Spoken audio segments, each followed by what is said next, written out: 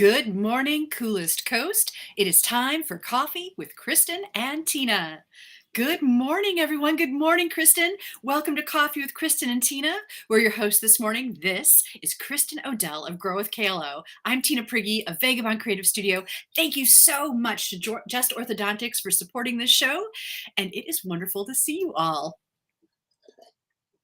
Can we just pause for a moment and talk about I love non-makeup days, but clearly a cute outfit and a little bit of makeup goes a long way. Can we just say that? Good grief. I love us in all of our forms. I also do. And, I was traveling. So in my defense, I was pretty exhausted. But yeah, I don't know. I gotta say, what is not to love about this face? the proof is in the pudding. That's all I'm going to say. You know what else? Today, it was super hard to get motivated. I was like kind of filled with dread at the thought of getting out of bed because I kept thinking, I have to put a sweater on. I have to put a sweater on. And that really just bummed me out. I was just like, so we've been sleeping with our bedroom window open. So it's like cold and snuggling. There's like this fresh air. And I just didn't want to get up. Like I knew I wasn't going to the gym today. And I had my alarm set for 6:15. Like I'm just gonna set an alarm and ease into the day. And then at 6:45 after snoozing for a half an hour, I'm like, okay, now you really do need to get going. What a treat. And so before the show, you've already been productive for the rest of your day, which is impressive. I've got all my stuff prepped for today. I get to see you guys later. And I got stuff planned out for my kiddos today for with their sitter. And Yeah. not bad. Not bad at all. But this weather. And the thing is, actually, I love not being super hot, right? Like I'm sunburned from graduation over the weekend, but it is hard to get my mind around the fact that we've like yo-yoed back to now like I've got a long sleeve shirt, a big sweater, a scarf.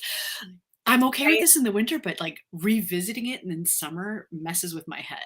Yeah, I also had to put leggings on with my dress today because I didn't think I was gonna be warm enough. So like normally I would be all with you. You guys know me. I'm like, bring on the song. But our grass has been like August grass. Like maybe we're not even gonna have grass because it is dead and brown. Oh, yeah. So we just desperately needed some rain and moisture. Fire risk has been super high. So Yeah. for a couple of days, I'm really okay with it. But then it can go. Bring on the heat back. And some days I need a day like this that says it's okay to just leave the motorcycle in the garage. Just don't even think about it for the day, right? So this could be just like the day of work. Like I'm going to be super productive and, because there's the sunshine is not calling us today. That's right. That is right. Kristin, we were preparing for the show and I was looking back through some old photos and I came across this awesome photo. I love this photo of you and I love the mug that you're holding. And then you mentioned, oh, I love that mug too. But that something happened to it. It broke. Isn't that so sad? It broke. I was like, at first I was like, where is that mug? Because that's an awesome mug. And then I was like, there's a reason I don't have that mug. So do you remember how, like, did it fall? Did it break in the dishwasher? How did it break? I'm sure it was just something silly. It was from Hilton Head Island. We had gone down there with Doug's family like years ago. But as we always talk, like you can see this handle, I can fit 3 fingers in. In that picture, the handle, I have all 4 fingers in the handle, right? So there's like a look and feel to certain mugs. That was also like a 2-cup mug, which we know that matters. Yeah, it matters. And I love the design on it too. I love the turtle. I was very color coordinated that day. Yeah, it's awesome. I love it. I think that's why I loved the photo. It's interesting because that happens with a lot of things, right? Where there's something we just love in life. A coffee mug is not something terribly significant, but it can kind of like make or break your day when you like love what you're holding. So what is that like? What happens when something that we love breaks or disappears or gets lost or falls behind? Yeah, I know. I mean, if I think about if I put myself in the place of that mug breaking, I probably would be a little sick to my stomach. Kinda like, "Ooh, that's that one is painful." But I personally am not crazy attached to material items. So, I would say, like, relationships affect me more deeply than material possessions. Like, I would get over it for it like, it's just a mug. I can find another mug. Just Orthodontics can give me this amazing mug, and then I will be okay, right? Where I think, like, relationships, if I get my feelings hurt or, like, I don't feel like a connection as strong with somebody as it has in a past, to me, that would be more painful than, like, a material thing. Right. Now How what's about interesting you? is before I sent that picture, had you thought about that mug? No, which So it is was completely off your radar. correct, exactly, which means I got over it, right? Yeah. Not That's thinking about interesting. it anymore, right. And you even mentioned that for a second when you saw it, you're like, "Oh, yeah, where is that?" As if you could still put your hands on it, which I Bring it back. wish. But, I mean, along those topics, like, the first thought that I had is, "Oh, that's your old studio. What were we doing there? Why was I there that day?" Like, I wanted to know I didn't care about the coffee mug, I wanted to know the context of, like, why were we all together?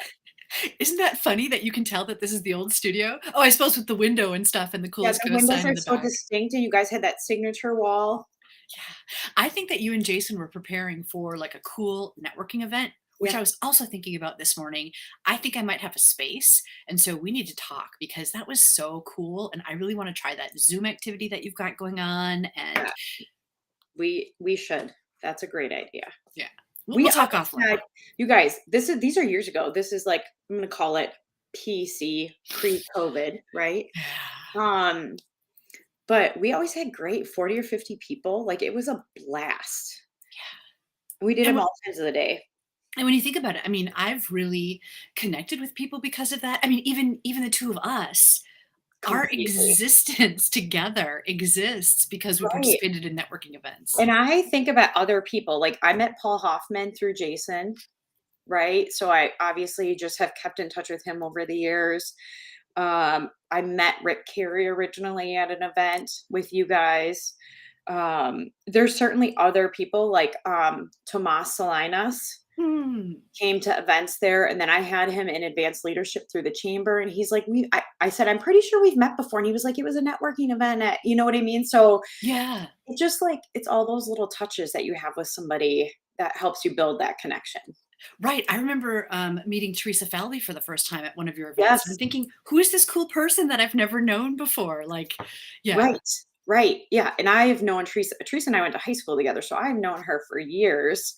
But yeah, she came to hang out with us, and we got to make an introduction that night, and Yeah. you just have to do it again. It's cool. You never know who you're gonna meet or what cool things could develop or who you'll be talking to online years from then. I know. So Tina, Yes. is there an item that you've had that you've lost, or it's broke, and You know, what's there your are thoughts on it? there are plenty, and I can't exactly put my finger on one right now, but, there's the whole gamut of feelings when you think you've lost something or left it behind or whatever. It's there's a pit, right? And Yeah, then sometimes when that's happened, but then you rediscover it, it's, like, amazing. But one instance that sticks out, I was little. I was about 5 years old, and we had this tiny little black cat, and it was so cute and so fluffy, but he couldn't stay with the family, right? So my parents had to send him off to a farm, but I love that little cat, and I miss that little cat, and then one day, I was 5, right? And I was going through, like, there was a cupboard that had all of, like, the earmuffs and mittens and things for the winter, and I opened it up, and there was the cat. Oh my god, I was so excited, and I reached in, and it was a pair of fur earmuffs. And so, oh, like, it was like this whole arc, and, like, I can still remember, and I was only, like, 5, right? I can still oh, remember that feeling of elation and complete joy, like, "I found what was lost." And then, like, "Oh, this is not what I thought it was." what a So devastating thing to think that you found a cat and its earmuffs. I know. That's so sad. Yeah, they were nice earmuffs, but yeah, not a cat. Earmuffs do not a cat make. So listen, I have found a treasure of yours this weekend. I think this goes back way back. What? Look at this perfect little kid's glove, you guys. My Raleigh Fingers baseball glove. Has teak Priggy on it. And then it also says John Tina Salzman. Hope is this your parents' phone number still? I think so. Probably, right? And then look at yeah.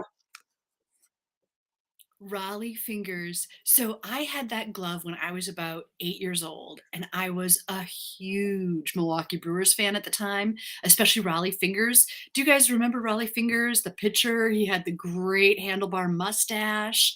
The whole team was great. But so my dad signed Raleigh Fingers' name on the glove for me. It is like the cutest thing ever. And it Um, fits you. well, it does fit me, but I would have a hard time catching a softball in here because it's pretty. I mean, this is probably a baseball glove. Also, I'll just say that. But I want to talk about this for a minute because first of all, we found this at Doug found this in our shed this weekend. So Tina, you had given us some gloves that you had because I was looking for hand-me-downs. So this is a huge tip for softball and baseball. Old school gloves are way better than anything you can buy now unless you buy a super high quality glove. So like this little kid's glove is cowhide, top grain cowhide palm, like leather, legit, will last forever, right? The new gloves are all plastic in the inside unless you buy, like I said, a very fancy glove. You are not going to find this. Oh, Second thing is, this is totally broken in. It's not hard. It has no like hard spots. It's like so good. So you guys gave this to us because we have 3 kids playing ball and we were looking for gloves. And now that our girls have grown out of it, I said to Doug had it kind of in a donate pile, not realizing whose it was. And I'm like, red light, stop. That's the Priggy's glove or the Salzman's glove. This has to go back. Tika's graduating from high school. Someday he might have kids and he needs this glove back so it can stay in the family. that's amazing. Now, so that's an example, right, of something that has gone out of like my existence, right? I forgot about it. But when it returns, like the feels are so good to see that that's still around. Yeah, this is just so cute. It's so little and cute. Like, look at my hand compared to it. Like I do have man hands, but look at it. It's so cute. So, and on that note, Josie has this incredible Japanese Mizuna glove from you guys that she plays with all the time. Oh, And cool. she had double plays and caught a fly ball in the game last Thursday night with that glove. I So, love it. yeah. I love it. I bought that glove in Japan, so I'm glad to know that it is I have told her that living to she see needs another to day. protect that glove with her life because that is a very good quality glove, and it's actually a glove the size is one that she'll probably be able to play through high school with, so I'm like, "You have to take care of that glove and protect it and make sure you know where it is at all times so it doesn't get left behind." Is that one broken in too? Oh, yeah, it's again, all leather, but amazing. It's just such a good little glove. I'll try to That is snap a picture of her working the glove for you. yeah. Good morning, Mary. Thanks for saying hello. Hi, Mary. Yeah, that's so cool. And I think it's awesome that as things get used and are no longer used, that if we share them, you can keep moving it forward and helping others out. And I love the fact that it's going to come back. Yes. I will bring it to you today when I come to see you guys this afternoon. Okay, you shared an image. Tell me what this is. We are family. This is last night. My Aunt Carol is in town, so this is my dad's sister. I'm putting my face in the little. She's in the middle. She's been staying with us since last week. It's just so nice to have her here and visit. And then my aunt Sally and my uncle John are right next to me in that photo. And John was actually on the show last year with us before, so they're heading back to Kansas today. So this was we had a last supper as a family last night. Isn't it fun? That is awesome. So, and then that's your sister, and is that her husband? Sister and her boyfriend. Boyfriend. Okay. Yep. And then our girls, and then Doug, and then my amazing mama. Ah, I love it. I love it. Family We time is so precious. we had a very, traditional, I would say, I'm gonna use the word traditional loosely, but my mom roasted pork loin last night. She made my grandma's sauerkraut recipe, which is delicious. We had mashed potatoes and corn and gravy and rolls and just all the things. It was amazing. That's funny. I made pork cutlets and dumplings and gravy and sauerkraut, not last night, but the night before. So I Right. don't know if it's because of the cold weather, but it's Yeah, we need comfort food. uh, but I said to Jason, "Ugh, I cannot eat like this all the time." I know. Or maybe, in the nursing home, they have the big meal at lunch and then they just have like soup and sandwich for dinner. So maybe you just Mm, need to flip it around. yeah, yeah, that's a good idea. Talking about food, let's see. You brought up an interesting point. You sent me this picture. Tell me more. Um, so we talked about this on the show. I was in Omaha last week. I traveled back Wednesday night. I was at the St. Louis airport for 3 hours over kind of dinner time.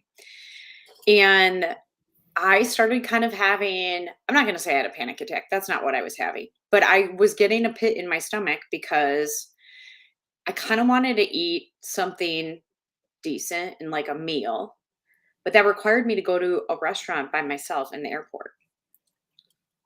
And that's kind of hard when you're used to, like, having a partner or kids or always somebody with you, right? Like, Right.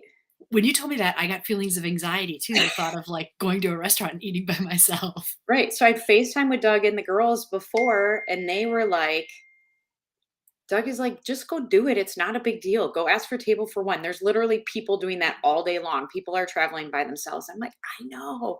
And then Doug was joking. He's like, no sitting at the bar and no sitting next to middle aged men. Well, guess where I ended up?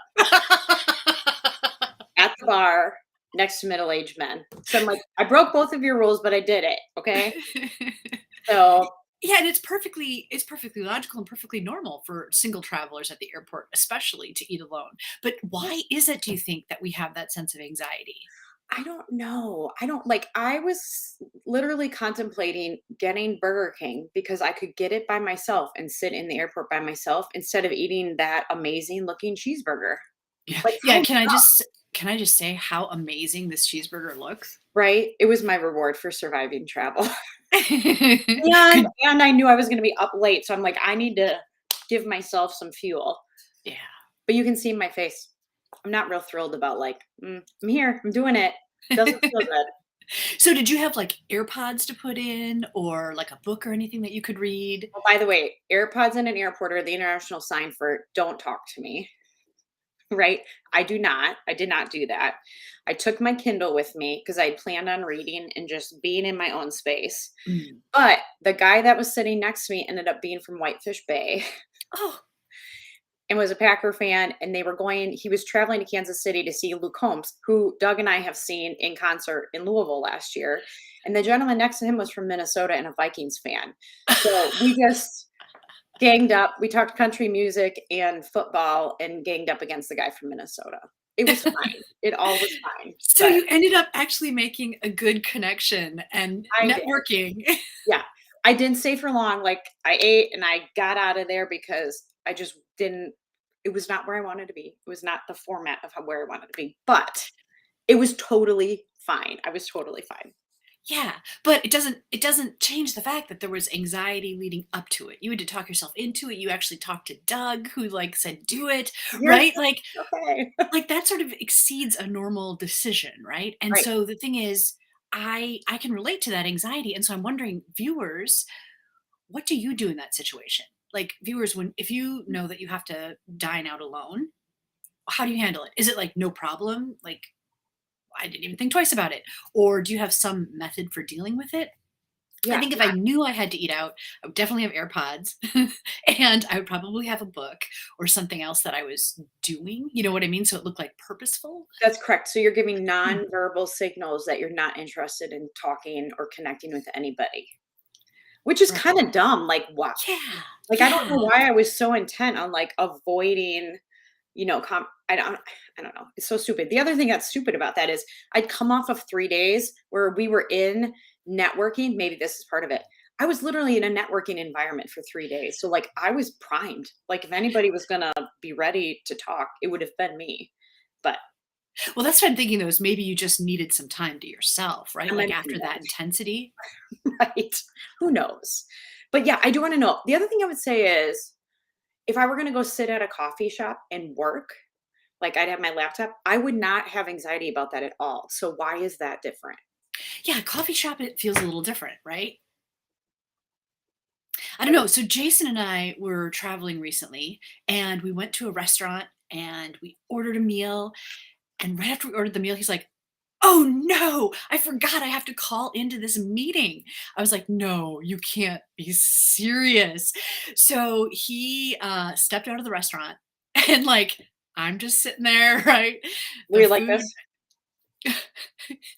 Yeah, right? I mean, because I wasn't prepared, so I didn't have a book, I didn't have my AirPods, and, he was gone probably for about 25 minutes, like, the food came, so I started eating, like, and I'm, like, putting out these vibes, like, I really did have a dinner date, like, I didn't order all this food for myself. But I think in that case, the saving grace was there was a huge party table happening, and there were, like, kids and noise and blah, and I think that it really took the pressure off of me being alone. Yeah. Which it's funny because it really isn't like if I were in a restaurant with somebody and I saw somebody sitting by myself, I would not think any of those things about the person sitting by themselves. Like, it No, no, I wouldn't either. like, "Oh, Mary said she gets nervous, but art and listening to music in her earbuds really helps. okay." So again, we're like, not here to talk to anybody. Mhm. Which is kind of a bummer. Yeah. Oh, Nicole. This is my cousin Nicole. Good morning, Nicole. Good I morning. love She you. says, "I tend to avoid a sit-down option when I'm traveling as well, but that's because I'm usually full stocked with snacks." That is a family trait to be stocked with snacks. Yeah. KO is for Kristen Odell, by the way, or knockout, whichever one you want to think today. This is Kristen Odell. Yeah. Why do we do that? Do you think social media has made us weird about talking to people? Or do you think this has always been? Mm. I think it's always been. I feel like I've never relished the idea of sitting down and having to engage with a total stranger. But like pre-AirPods and pre I can ignore anybody by looking at my phone. What do people do? Right? What did we do before we had a phone to like, you know? Mhm. I know. It's like the great wall. Yeah. Now Mary said, "Don't worry. I'm never at a loss to talk to people," which I also feel is true, right? I feel, Kristen, like you could talk to anybody, like I could talk to anybody, Mary could talk to anybody. But so then why the anxiety? Why not just sit down and be like, "Yo, people, what's up?" You know? Right. I, right. I agree. And it's never as bad as we worry. Like you sat down and you had a great conversation, connected on multiple fronts. Right. I was like I said, I was fully prepared to read and mind my own business, but it's just the way it was. Yeah. Hmm. You can do it. Interesting. And by the way, I'm just also going to say this. I don't encourage people to like get into high anxiety situations. Like I wouldn't want somebody to feel that way, but I also think it's good for us to be uncomfortable sometimes, right? And there's a book about this. I'll think of the title. Maybe somebody know it. I want to say it's called The Comfort Crisis, but I don't feel like that's quite right. Suspicious. um, but kind of in this day and age where we don't actually have to like do things for survival, we have things so readily available. Like it's good for us to have some things that we are uncomfortable with and push the boundaries a little bit just to help us stay attuned. How about that? Mhm. I Know we're agree. capable. Like it builds a little bit of grit or resilience. It shows that we can do difficult things. There's just this a little bit of something. Yeah, Mary just mentioned sensory overload, and I can see that as part of what might contribute to the anxiety. But I think it's true. Putting yourself a little bit outside of your comfort zone from time to time is so important. It's one of the reasons why I love traveling, right? Because we get so used to the patterns that we travel in the city. Like, I can map out anything. I know how long it's going to take me to get there. And you can, on autopilot navigate around, which Right. you can't do if you're visiting a new place, Right. right? Like, where's the grocery store? Where's the gas station? How do I, Right. Well, even like leaving last week, I was like, why am I leaving? I'm leaving my husband and kids behind. Am I going to die on the airplane? Do I know how to get to the airport? Like this is ridiculous. I know how to drive to the Milwaukee airport. I'm very capable of traveling independently, right? So like literally having this conversation with myself in here. And I'm like, I can do this. I'm not going to die. Traveling on planes is very safe, right? Like, and then I got there and it just like was so rejuvenating, just both professionally and personally, that like I came home so filled up. So go do it. yeah, do it. Here, Austin said, I think it's having to face something outside of our normal behavior. He said, I'm the psychopath that will go without a phone or a book and just take in the atmosphere of the restaurant or waiting room. Austin is totally that guy. Totally good at talking with anybody. He would So let, actually be the person that would help you outside of your comfort zone. so let me ask you this. Is it a male female thing? Like, do we feel this anxiety, Kristen, Mary, because it's something female? Like, if we were men, like if we were Austin, would we be like, oh yeah, heck yeah, I don't need a book. I mean, Doug kind Talk of to said to me. me, yeah, it can be awkward, but like you're fine. So I don't feel like it's necessary. And I think there's some women that probably travel all the time that would be like, this is the dumbest conversation ever. So Hmm. I Like, I don't saw a know. throwback picture yesterday, and it was like 1970s, and there was a vending machine, and there was a woman getting something from the vending machine, but there was like a group of women standing like right next to her, Like but they what? weren't serving any purpose. Like, they couldn't be getting something out of the vending machine at the same time. Like, why is it a group? Do you know what I mean? It made me think that we, I don't know, like, the picture just struck me as odd, but yet it's a totally normal thing to see. Can But you yet, bring would the you? can you bring the picture to the show next week so we can psychoanalyze it? I'll see if I can track it down. Austin, I'm so glad you joined us today. Man, I feel like we haven't. He was on a long time ago. I don't get to Yeah. talk to him nearly enough. It's cool because it's a Tuesday, so we never know what's gonna happen on a It's Tuesday. a Tuesday. Hey, can we just talk really quick about why we're on Tuesday this week? We've had a couple of schedule changes. Yeah, yeah, let's talk about it. Okay, So, you were traveling this week, and then last week. or yeah, you were traveling last week, and then tomorrow I've gotta take my son to college orientation, so I'll be offline all day. I know. Right. He actually graduated. He graduated from UWGB in the middle of May, and Yep. I almost thought that that was gonna be huger, but as high school graduation approached this week, I was like, all the feels, and when Pomp and Circumstance started playing and he started walking down the steps, I know, I know, it was just all the feels, and then to see all of his friends that we've known since he was just a tiny tot coming down the steps, it was incredible, and then to know that it's part of, like, this 90-year-old ceremony, since the 1930s, it just wow. Yeah. I mean, I think I should double check my stats here, but I think my dogs are going to bark. Sorry. I think they've only had graduation inside like 2 or 3 times in that whole period of time. Yeah. I think the saddest is the COVID year where they didn't have graduation at all. Yes. Yep. Yeah. There's only a very small number of years where they haven't been able to do that ceremony the way that you experienced. Last Friday was gorgeous. Yeah. Yeah, it was amazing. Thank God it was that and not what we're having outside today, Yeah. right? That would have Yep. been misery. Yeah. I saw your little video of people, there's a very distinct march down the steps to that. And I was like, oh, it's just so good. It's so unique and so good. And it's beautiful, and I think it's touching too for every single person that has graduated there. Some of the comments, people are like, "Hey, congrats from class of 1962, class of 1974, class of 1956." Like, it's cool that it's such a touch point. So you went to Roncalli growing up, and now you had this experience of having your son at Roncalli. Just Or at Look it Lincoln, up. yeah. Yeah, at Lincoln, sorry. What was it like experiencing that graduation ceremony? Because Roncalli has a traditional cap and gown ceremony.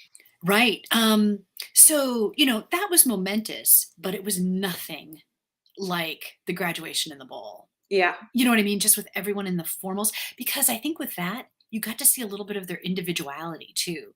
right, Each person in their dress, something was reflected a little bit about their personality and just right. being outside, and the fact that I don't know. I don't know what the difference Well, is, I mean, but it's super colorful, right? So there's like everybody picks their own dress, tuxedo, like whatever they want to wear. I love Teek's hat. thanks. Um, so yeah, you're Yeah. right. What a great And one. it's special too because it starts off and up in the Lincoln Tower, this historic tower, they have, trumpeters, maybe Mhm. they're cornets, I don't know the exact instrument, but it's, sounds like a trumpet, right? And it Yes, plays a little bit, and then flower girls, who are the top performing junior girls, lead the procession. There are ushers that are the top performing, junior male students all right. around, so it's just this whole kind of community feel. The band and orchestra from the school is playing the music. Mhm. I proudly played in graduation for 3 years. So did you graduate from Lincoln? I did. I did So graduate from Lincoln. was it like that when you graduated? Mhm. Yeah, it was exactly like that. Yep. Yep. I played in the orchestra, but yeah, we played the graduation ceremony. That was just part of what you did was graduation day, you had to be in the bowl and ready to play the music, and it's really, really cool. Yeah, and it's so unique. Okay, let's see. I think I had one other thing. Because we were talking about having to switch the dates because I found this meme and it just cracked me up, and I so wanna see you and I with these straw glasses on, Kristen. I'll see if I can find them somewhere. I feel like a candy store or something would have these. But I totally get this. I never planned on having a business. I was being a stay-at-home mom, and then it just kind of happened. So, how about you? Did Uh entrepreneurship find you? Yeah, it literally found me. I mean, I was, in the corporate world, and then I just realized that it wasn't fulfilling me, right? Like, I loved aspects of what I was doing, but I didn't love who I was doing it for or how I was asked to do it. There's just it wasn't the right fit, Mhm. and the entrepreneur life was like, "Hey." Right. So, to just talk about that for 1 second, this could be a whole nother show. Yeah. Entrepreneur life is super cool. There's flexible, there's a lot of creativity. There's kind of no rules. You set your own schedule, right? With that being said, there's a lot of ambiguity. You own your own destiny. You've got to manage money because you've got to cover your personal expenses plus the expenses of the business, right? When you just show up at a job and somebody gives you a paycheck, I know I'm simplifying that, but like it's a different format, Yeah, there's no day that you can just show up and coast through, right? right? Like if you're working for somebody else, sometimes, oh, you partied too hard or something, right? You just like kind of coast through the day. No, when you're an entrepreneur, you're on all the time. And Right. there's no such thing as like, oh, just 9 to 5, right? Right. Right. Maybe some days, but there's definitely an element of hustle that has to go along with it to make sure you're checking all the boxes. Yeah. We should continue this conversation. But I do want to share one last comment. Nicole said, I've been begging Cormac to attend LHS so he can be part of that graduation ceremony. Hey, Nicole, you should move here because that would be awesome. Cormac and my Nora would graduate together, Oh, cousins. Come on, that would be awesome, aw. right? I'm predicting some futureness here. He can finish his schooling where he's currently at, and then he can come here. That would be awesome. Well, thank you so much for watching Coffee with Kristen and Tina today. Kristen, this has been an awesome start to a rainy Tuesday. Oh, Thank you it's to beautiful. Just Yeah. Orthodontics for supporting this conversation. And we'll see you next time on Coffee with Kristen and Tina.